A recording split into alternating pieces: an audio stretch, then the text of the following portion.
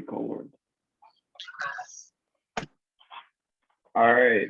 Hello, everyone. My name's Thomas, and I am representing the GOATs for this slide.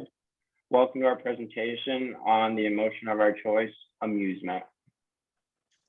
Hey, my name is Sean, and I am the other half of the GOATs. Our presentation will explore the importance of the emotion known as amusement.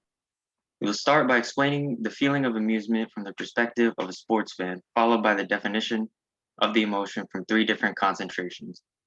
We have developed a few statements to measure amusement following a Likert type scale of 1 to 5. Next, we will go into detail on 3 theories of amusement, followed by several research questions meant to explore the reasons why people feel amusement at sporting events. And finally, we will talk about the key takeaways from interviews we conducted with 2 experts in the fields, ending with our conclusion and our references. So to start off, it's important that we understand the definition of amusement from a sports fan perspective. In broad terms, amusement can be defined as the positive feelings experienced when having faith in your team pays off and they succeed. However, equally as important is the realization that amusement can occur even when your team is not performing too well, which is why the definition of amusement can be expanded to include the positive feelings that arise as a result of an experience. It's very possible to be entertained even when your team loses. For example, a lot of people have fun attending sporting events because of the social aspect, even if they have no interest in the game itself. On the other hand, people go to sporting events because of their love for the game itself, and the teams that are playing are not too important to them. This will be discussed further when we talk about the takeaways from our expert interviews. So as you can see, it is possible to feel amusement at a sporting event in many different circumstances, which is why we find it particularly interesting.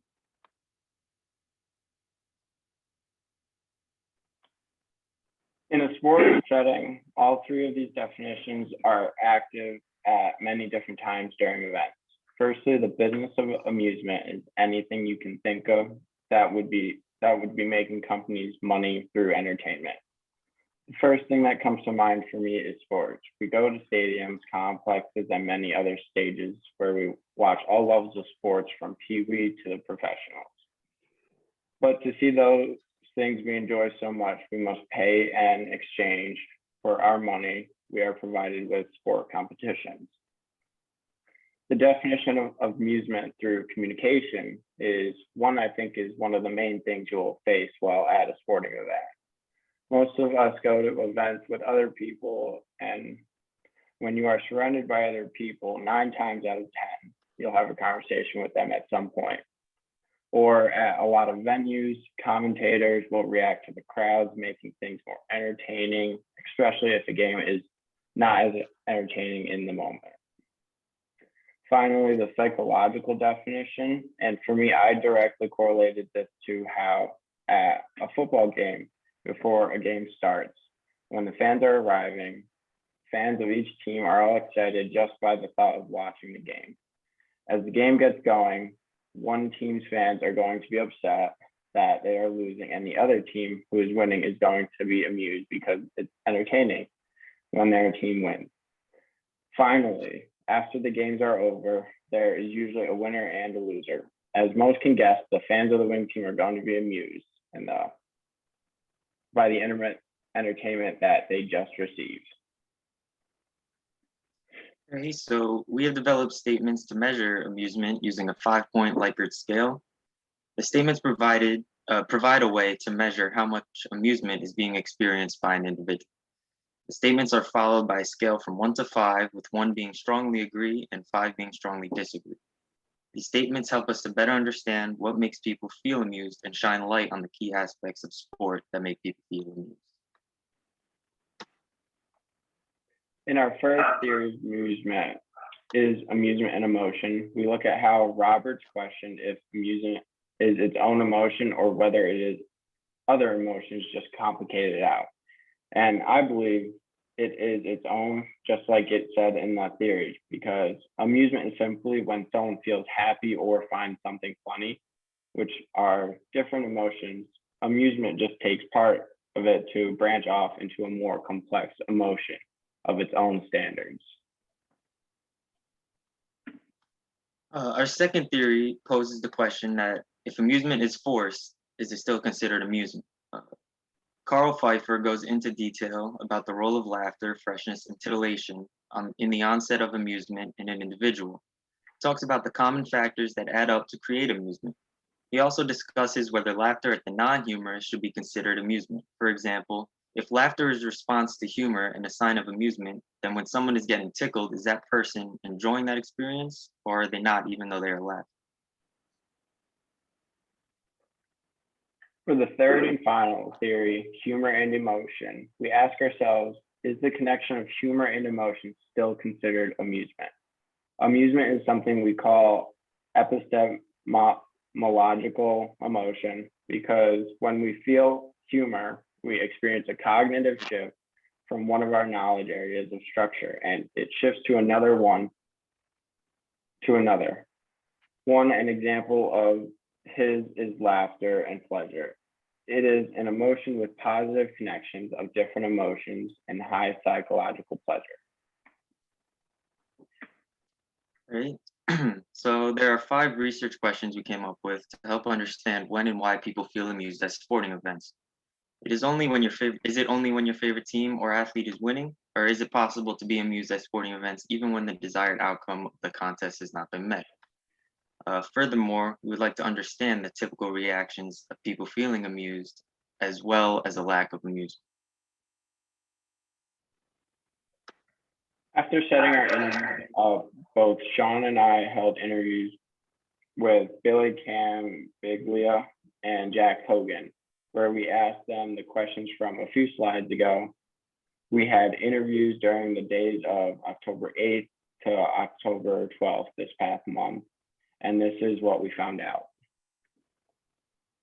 Jack Hogan is a professor here at Brockport where he teaches many introductions to sport classes like tennis and basketball. I wanted to interview Mr. Hogan because when I was in his class, he would bring up his past experiences in sport of events he attended. And I just wanted to hear more about his experience and his perspective while attending. When talking to Hogan, I learned he focuses not so much on the game itself, but how people and athletes act during the games. When he sees the athletes in high spirits, that right there was enough amusement for him. Obviously, he's watching the game because of high IQ plays, but he also follows his favorite teams and he knows he is going to see something entertaining. Growing up, he was involved in sports, so naturally the future play was another reason he loved attending sports so much. And we also conducted an interview with Billy Campiglia, who is a semi-professional baseball coach, a title which he has held for well over 30 years. And he was able to do an interview over the phone where we talked about the feeling of amusement in sport and what leads to that feeling. Coach Billy is a lifelong baseball fan, and during our interview, he revealed the biggest reason why he loves going to games so much: spending time with friends and family. His favorite part of attending those events is the social aspect. His friends and family are very important to him, and most of his best memories are from times at Yankee Stadium, cheering on his favorite team with his favorite people. Being a fan of a team comes with a sense of camaraderie with other fans of the same team. He had numerous stories of times where he met strangers at Yankee Stadium and practically became best friends with them simply because they were wearing the same jersey as he was. Naturally, this is a great way to escape the stress of everyday life and forget about responsibility for a few hours. Another reason Billy gave for enjoying sports the way he does is the respect he has for the athletes. Being a baseball player and a fan his entire life, watching the best of the best play in a fair and hard-fought contest is enough to make him feel amused. In conclusion, amusement occurs as a result of a variety of experiences and factors, the most common of which being the success of an individual's favorite team or athlete.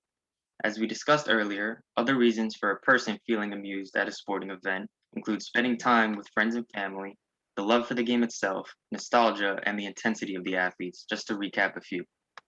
Millions of people across the world attend live sporting events as a means of amusement for their own reasons. Sports provide entertainment naturally, and it is not difficult to find a reason to have fun at a sporting event. Even if a person is not typically interested in sports, they can attend a live event and still have the time of their lives. This is the end of our conversation. And here are references from our dossiers, as well as any extra information added to our presentation. Thank you for listening.